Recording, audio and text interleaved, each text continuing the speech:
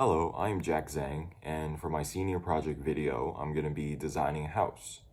I'm going to go through the basic process of designing a house and basically to shed light on a major career that is generally more mysterious and less known.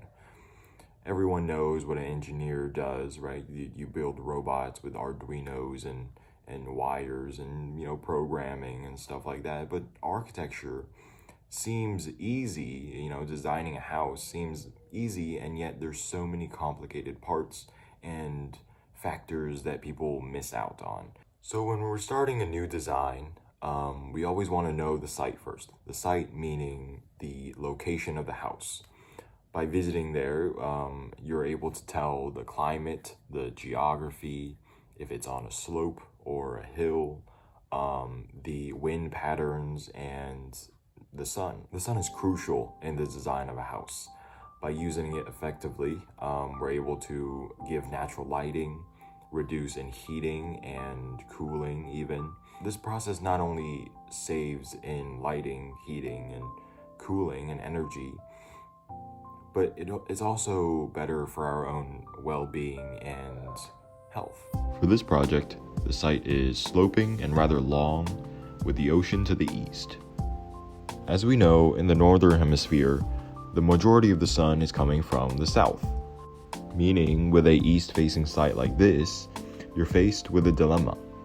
Do you orient the long axis of the house north and south to give the client the view of the ocean in every room like they requested? Or do you deny the water view in a favor for the more sensible solar aspect? In this case, I chose both. The solution I came up with is by orienting the long axis of the house east to west. This way, it gave me the long flank of the building to collect sunlight, and I could still orient some of the most important spaces like the master suite, the living room, and the guest suite towards the water view. This design also allowed for the client to face east as they moved along inside their house, allowing them to constantly get a view of the ocean. Coming home from work, the client travels east to the kitchen and living room, then south through the hallway that has large windows facing east, and then east again to the master bedroom.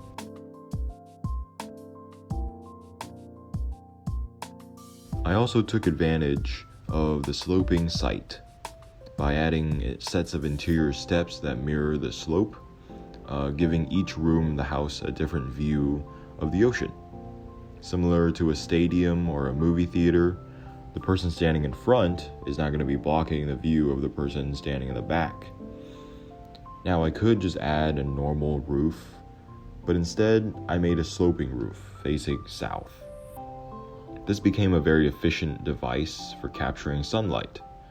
Since the window is placed higher up on the wall, the light would emit deeper into the interior. This allows me to capture and use even more sunlight as opposed to a normal flat roof.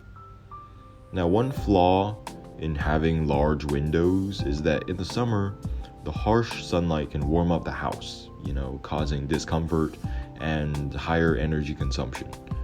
Contrary to that, in the winter, the sun helps by giving heating to the interior and allowing the client to save on heating and energy consumption. Therefore, we need to prevent too much summer sunlight into our homes while also allowing as much winter sunlight to save in heating. Because the summer sun is higher in the sky than the winter sun, we can use horizontal elements like these to prevent as much summer light from emitting into the house while maximizing the winter sunlight since the winter sun is lower. These are just some of the uses and techniques of sunlight and architecture, and hopefully this was able to bring a new perspective in the world of architecture. Thank you for watching.